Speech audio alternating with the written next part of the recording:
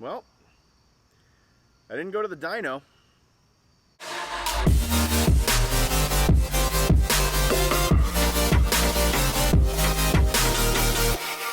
What's up, guys? Thanks for tuning in. My name is Gregson and welcome to Shifting Lanes. I'm clearly coming to you from my driveway and under really not great circumstances. As a lot of you already know, the Volvo, this one, is broken. We had a bit of a freak accident here at my house the other day. I'm filming this on a Tuesday here in New Jersey. It happened on Sunday, right before my wife and I were going to go to New York City to see a show. And yeah, let me give you the entire rundown of exactly what happened. As always, this video, as well as all of our videos and this channel, is sponsored by FCP Euro. FCP Euro is a parts supplier to you guys for many European car brands such as BMW, Audi, VW, Mercedes, as well as other brands like Volvo, Saab, Porsche, Jaguar. Go to their website and check out their entire catalog of OE and OEM parts. You can click the link in the description below, or you can go to fcpeuro.com.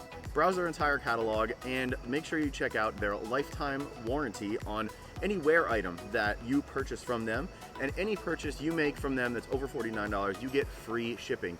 I urge you to go check them out. They're a great website. We have bought a ton of parts from them outside of even them sponsoring these videos. Believe in the company, believe that they make amazing products. They have a great team, so go check them out. You're doing yourself a disservice if you don't. Yesterday, Monday, I was supposed to go to the dyno to get the after video for you guys of how much our Stage 2 Hilton Tune has put on as far as power is concerned for this car.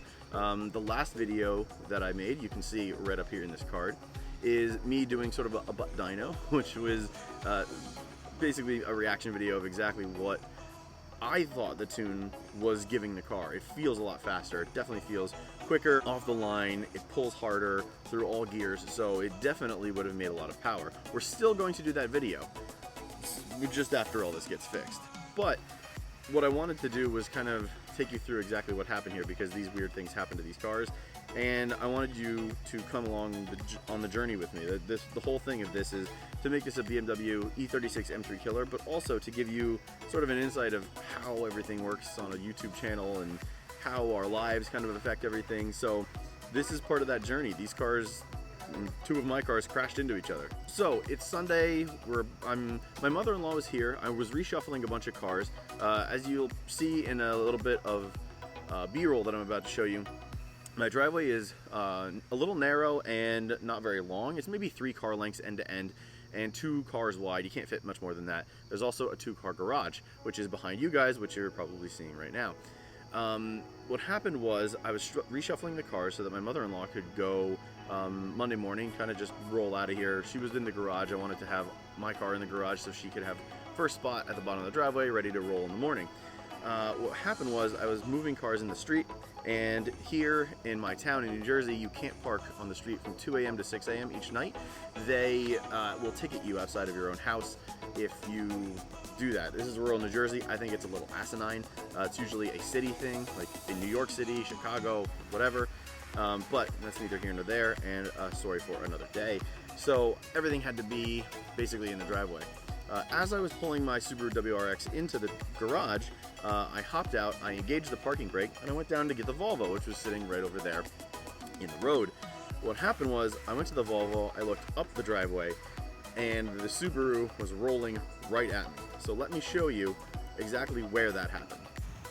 So I wanted to give you guys a sense of just how steep my driveway is. I'm standing at the bottom here. This is where the cars hit.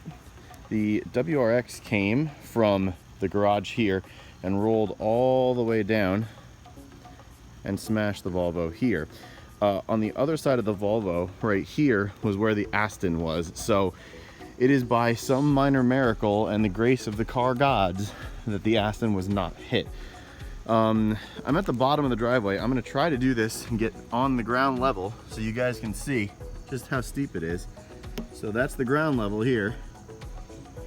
And panning up, you don't really get a good sense, honestly.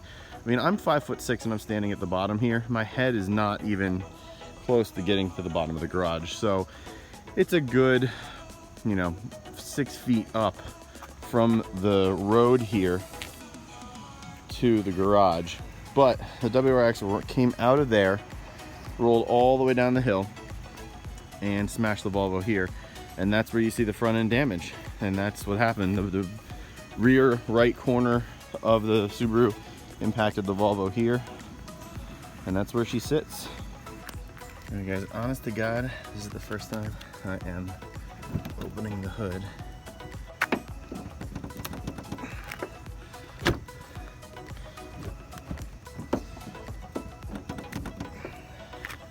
Well,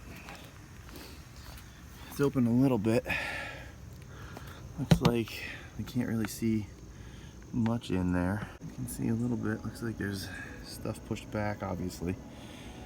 Some supports are bent here. The washer fluid bottle is open and pushed back. The whole hood is definitely 100% ruined, as you can see here. Yeah, this is not looking good. We're gonna have to open this another day. Right, so that's kind of the physics of what happened. The driveway is very steep. It is a 6 to 8% grade. I'm actually getting it redone. I'll make a video on that as to maybe a cool little time lapse about how a driveway gets redone. And I mean, time lapses of things getting fixed is really cool. This driveway is super old. It's probably 15 to 20 years old.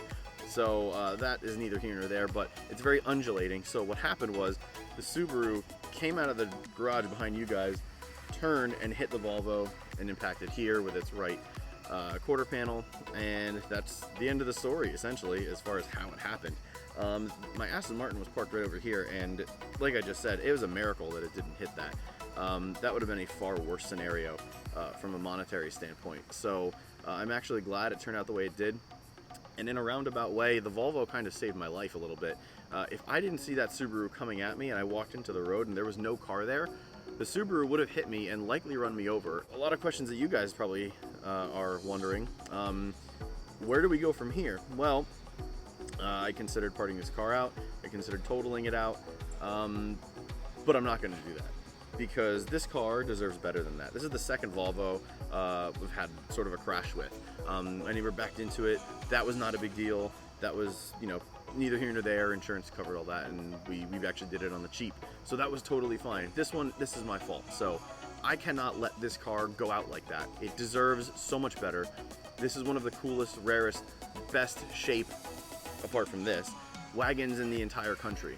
I'm dedicating my time on this channel for the next however many weeks, every week, to make a video on this car in some fashion, whether it be fixing it, giving you information. I want to make a video on why Vita is so important to have in Volvos. So we are going to make this thing an M3 killer. We are going to make this thing a true performance wagon. We're going to fix this, but I also want to take you on a little bit more of the Volvo journey and why Volvos are so cool, because I think you guys have really enjoyed those videos, like the one I did at the New York Auto Show with the new V60 and T. John Mayer, who was the designer of that, the exterior of that car. So this car is getting fixed, and here's why the Volvo community is so awesome. Within 24 hours, I had dozens of people messaging me and texting me about a part out of a car down in Virginia. And it was a magic blue, or it is a magic blue, V70R, just like this one, with the exact same paint. It's a 467 paint code. And yeah, I'm taking the full front end. So we're going to be doing an 07 swap of the front end here. I'm undecided if I'm going to take the mirrors, the stalks, and all that stuff. But we're going to have a bumper, a hood, a headlight, and everything underneath that needs to be fixed. We're going to get that, and it's going to be fixed. So I am not giving up on this car. Don't you guys give up on this channel. Don't give up on me. Don't give up on this car beating an E46 M3. That timetable, I have no idea when that's going to happen anymore. I was going to try to do it in late October, early November.